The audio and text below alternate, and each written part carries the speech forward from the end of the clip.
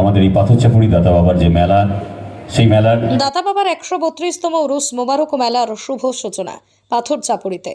বীরভূমের সিউড়ি থানার অন্তর্গত পাথরচাপুরিতে বিরাজমান হযরত দাতা মেহবুব শাহ অলির 132তম পবিত্র উরুস মোবারক ও সপ্তাহব্যাপী মেলার শুভ সূচনা করা হয়। শনিবার এক মনোজ্ঞ অনুষ্ঠানের মাধ্যমে শুরু হলো দাতা বাবার মাজার সংলগ্ন মসজিদের মুয়াজ্জিন কামাল উদ্দিনের কুরআন তেলাওয়াতের মাধ্যমে পবিত্র উরুস মোবারক ও মেলার শুভ উদ্বোধন হয়। কথিত আছে যে সুদূর ইরান থেকে হযরত দাতা মাহবুব শাহ অলি বীরভূমের পাথরচাপুরিতে আসেন। এখানেই তিনি সুফি সাধক হিসেবে খ্যাতি অর্জন করেন। দাতা বাবা বাংলার 1298 সালে 9ই চৈত্র ইহলোক ত্যাগ করেন। মহারাজ বিজয়চাঁদ মাহাতাব পাথরচাপুরির উক্ত জমিটি উপহার হিসেবে দিয়েছিলেন। 1918 খ্রিস্টাব্দে সেকেন্ডার জমিদার খান বাহাদুর পাথরচাপুরি মেলার সূচনা করেন। উপস্থিত ছিলেন জেলা পরিষদের সভাধিপতি ফয়জুর হক ওরফে কাজল শেখ। এক সাক্ষাৎকারে তিনি বলেন, দাতা বাবার মাজার সর্বধর্ম সমন্বয়ের একটি প্রতীক। জাতি ধর্ম নির্বিশেষে সকলেই এখানে নিজেদের ইচ্ছা পূরণের উদ্দেশ্যে আসেন। জেলা সভাধিপতি কাজল শেখ ছাড়াও উপস্থিত ছিলেন নানুর বিধানসভা কেন্দ্রের বিধায়ক বিধানচন্দ্র মাঝি, নগরী গ্রাম পঞ্চায়েতের প্রধান পদ্মা বাগদি সহ বহু বিশিষ্টজনেরা। সমগ্র অনুষ্ঠানটি সুচারুভাবে সঞ্চালনা করেন জেলার প্রখ্যাত সঞ্চালক বরুণ দাস। আমাদের এই পাথরচাপুরি দাতা বাবার যে মেলা, সেই মেলার পুরো যে ইতিহাস তিনি তা তুলে ধরলেন। আমরা পাথরচাপুরি দাতা বাবা মাজার কমিটির পক্ষ থেকে ধন্যবাদ এবং কৃতজ্ঞতা জানাচ্ছি। সর্বশেষে এখন আমাদের ধন্যবাদ জ্ঞাপন করবেন মাজার কমিটির পক্ষে সম্মাননীয় জনাব সৈয়দ আবুল আহসান। আমি তাঁকে অনুরোধ জানাচ্ছি, আসেন।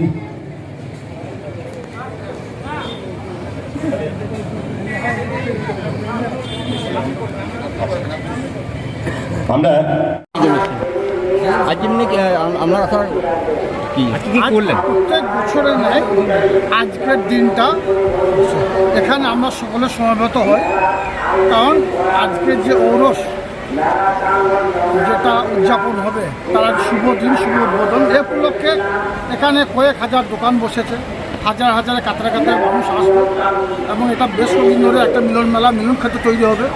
এখানে হাজার হাজার কাতারে মানুষ আসবে, সেটা শুভ উদ্বোধন দাঁত উদ্বোধন আছে সে উদ্দেশ্যে হযরত দাতা মেহবুব শাহ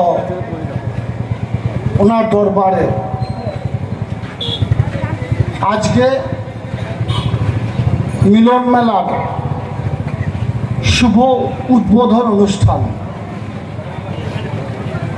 আজকের এই মনোরম পরিবেশে উপস্থিত থাকতে পেরে নিজেকে ধন্য মনে করছি এবং ওনার দরবারে এসে সর্বপ্রথমে নতমস্তকে ওনাকে আমি শত সহস্রাধিক সালাম নিবেদন করছি। মঞ্চবিষ্ট আছেন আপনাদের কাছের মানুষ, আমাদের এই দরবারের ইমাম সাহেব, জুম্মা মসজিদে মৌলানা শওকত আলী সাহেব সবসময়ের জন্য আপনাদেরকে পরিষেবা দিয়ে থাকেন এবং আজকের দিন সম্পর্কে উনি যে বক্তব্যগুলো রাখলেন সেগুলোকে সকলকে বলবো, মান্যতা দেওয়ার চেষ্টা করবেন। এবং মুয়াজ্জিন শেখ কামাল উদ্দিন সাহেবও কোরআন তেলাওয়াতের মধ্য দিয়ে আজকের অনুষ্ঠানের শুভ উদ্বোধন করেছেন, ওনাকে আমি সালাম জানাই। মঞ্চবিষ্ট আছেন আমার ভাতৃপ্রতিম, নানুর থেকে এসেছে সম্মানীয় বিধানচন্দ্র মাঝি মহাশয় থেকে শুরু করে মঞ্চে উপবিষ্ট আছেন অনেক গুণীজন। সর্বোপরি আমার সামনে বিভিন্ন ধর্মের মানুষ, বিভিন্ন ধর্মের বিশ্বাসী মানুষ আজকে কাতারে কাতারে হাজারে হাজারে সমবেত হয়েছেন। আজকের এই দিনে আমরা ভারতবর্ষের নাগরিক, স্বাধীন ভারতবর্ষে আমরা বসবাস করি। ভারতবর্ষ হলো বিভিন্ন জাতি, বিভিন্ন ধর্মের একটা মিলন ক্ষেত্র, একটা মিলন ভূমি। সামাজিক আচার আচরণ কৃষ্টির মধ্যে আমাদের মধ্যে ভেদাভেদ থাকতেই পারে, কিন্তু জাতীয় সংহতির ক্ষেত্রে আমরা সবাই কিন্তু ভারতীয়। যুগ যুগ ধরে বিভিন্ন সময়ে ভারতবর্ষের মাটিতে অনেক সাধু সন্ন্যাসীতে শুরু করে সন্ন্যাসী থেকে শুরু করে সুফি সাধক থেকে শুরু করে অনেক পুরুষের আগমন ঘটেছে এই ভারতবর্ষের এই মিলন ক্ষেত্রে। জাতি ধর্ম নির্বিশেষে এই মহামানবদের এরা ভারতবর্ষের বিভিন্ন প্রান্তে তারা ধর্ম সমন্বয়ের মানুষের কথা তারা বলে গেছেন। তারা দেশ বিদেশ পরিভ্রমণ করে জ্ঞান অর্জন করে এসেছেন এবং তারা তাদের সুবিধা মতো ভারতবর্ষের বিভিন্ন স্থানে তারা অবস্থান করেছেন। তারা আধ্যাত্মিক জ্ঞানে পরিপুষ্ট ছিলেন। ঈশ্বরের নৈকট্য লাভের চেষ্টায় তারা গভীরভাবে আত্মসংযম করেছেন। তারা সাধারণ মানুষকে সঠিক দিশা দেখিয়েছেন। তারা গভীর সাধনার মধ্য দিয়ে বিশেষ ক্ষমতা অধিকারী তারা হয়েছিলেন। বিভিন্ন সময় অলৌকিক ঘটনার মধ্য দিয়েও তারা মানুষের মন জয় করেছেন।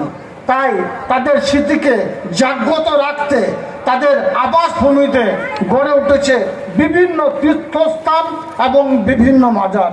আজমির শরীফ বলুন, ফতেপুর সিক্রি বলুন, ফুরফুরা শরীফ বলুন, আমাদের যেখানে দাঁড়িয়ে আছি এই পাথর চাপড়ি দাতা বাবার মাজার হলো সেই সমস্ত মহামানবদের আবাসস্থল। হযরত দাতা মেহবুব শাহ ছিলেন একজন নামকরা সুফি পীর, প্রচার বিমুখ। এই সুফি সাধকের প্রকৃত পরিচয় ও ধর্ম নিয়ে আমাদের সকলের মধ্যে মতভেদ অবশ্যই আছে, অর্থাৎ আমাদের সকলের অজানা বিষয় হলো তিনি দীর্ঘদিন ধরে ইরানে কাটিয়েছিলেন এবং সেখান থেকে বা সেখানকার দরবেশদের কাছ থেকে তিনি জ্ঞান অর্জন করে এই ভারতবর্ষের মাটিতে ফিরে আসেন এবং তিনি ছিলেন সর্বধর্ম সমন্বয়ের প্রতীক। তিনি বিশেষ ক্ষমতা বলে তৎকালীন সময়ে অনেক দুরারোগ্য ব্যাধিতে আক্রান্ত মানুষের তিনার আশ্রয় আসতেন, তিনার ছত্রছায়ায় আসতেন সেই দুরারোগ্য ব্যাধি থেকে মুক্তি পাওয়ার আশায়। তিনি ছাই দিয়ে সেই মানুষদেরকে সেই দুরারোগ্য ব্যাধি থেকে মুক্তি দান করতেন। তাছাড়াও বিভিন্ন অলৌকিক ঘটনার প্রদর্শন করে তিনি জনমানসে জনপ্রিয়তা অর্জন করেছিলেন। সেই সময় তার প্রধান ভক্ত ছিলেন পাতাডাঙ্গা গ্রামের বিমলানন্দ বন্দ্যোপাধ্যায়। হিন্দু মুসলিম সকল সম্পদের মানুষের কাছে পীর দাতা মেহবুব শাহ আলম একজন ফকির সাধক হিসাবে শ্রদ্ধেয়। তাই আজকের বিশেষ দিনে তেনাকে আমি শত সহস্র সালাম জানাই। 1298 সালের আজকের দিনে দাতা বাবা দেহত্যাগ করেন। আমি কিন্তু একথা বলছি না তিনি মৃত্যুবরণ করেছিলেন, তিনি দেহত্যাগ করেছিলেন, অর্থাৎ তিনি দেহ ত্যাগ করেও এখনো তার আত্মা তিনি আমাদের সকলের মধ্যে তিনি জীবিত অবস্থায় আছেন। তাই তার কাছ থেকে বিভিন্ন দিক দিয়ে এই দাতা বাবার মাজারে এসে আমরা বিভিন্ন দিক দিয়ে উপকৃত হই। ওই দিনটিকে স্মরণ করে 1918 সালে তদানীন্তন জেলা শাসক ছিলেন তথা ব্রতচারী খ্যাত গুরুদাস সদয় দত্ত মহাশয় এই মেলাটির শুভ সূচনা করেছিলেন। জাতি ধর্ম বর্ণ নির্বিশেষে সকল সম্পদের মানুষ এই ঔরস মুবারকে সামিল হন। এই মেলা ধীরে ধীরে রাজ্য তথা আমাদের জেলার অন্যতম মেলাতে পরিণত হয়েছে।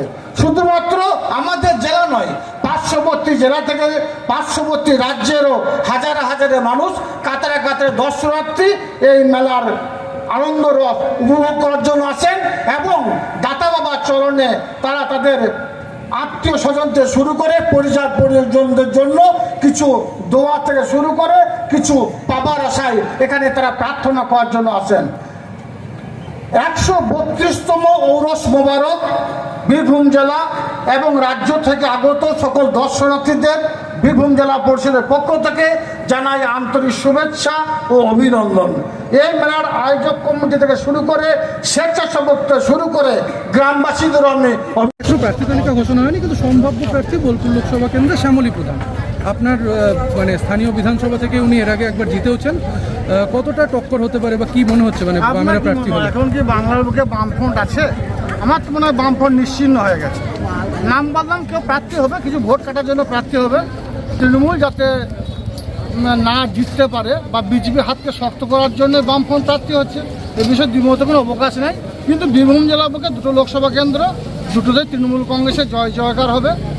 তৃণমূল কংগ্রেস বিপুল ভোটের ব্যবধানে জিতবে। আমাদের শতাব্দী রায় আছেন এদিকে, আপনাদের দিকে, আর আমাদের বোলপুরে অসিত মাল আছেন। কমসে কম 3 লক্ষ ভোটের ব্যবধানে বিরোধীকে আমরা পিছিয়ে রাখবো। বীরভূমে এখনো বিজেপি প্রার্থী দেয়নি, বোলপুরে এখনো বামের প্রার্থী। খুঁজে এটা পাচ্ছে কি না ভাই, তৃণমূলের খুঁজে পক্ষে পাচ্ছে না, সুবিধে? কেউ প্রার্থী হতে চাইছে না, খুঁজে পাচ্ছে না। পাবে 365 আমরা মানুষ পাশে থাকি, মানুষ হয়ে কাজ করি।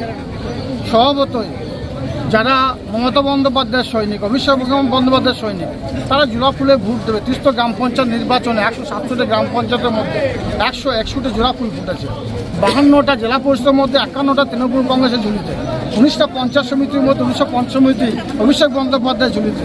সুতরাং নবীন প্রবীণ সকলের সংমিশ্রণে বীরভূম জেলায় টিম অনুব্রত মণ্ডল মহাশয় কাজ করেছিল 300 গ্রাম পঞ্চায়েত নির্বাচনে। আগামী 24শে নির্বাচনে দেখতে থাকুন, গণনা কেন্দ্রে মিলিয়ে নেবেন।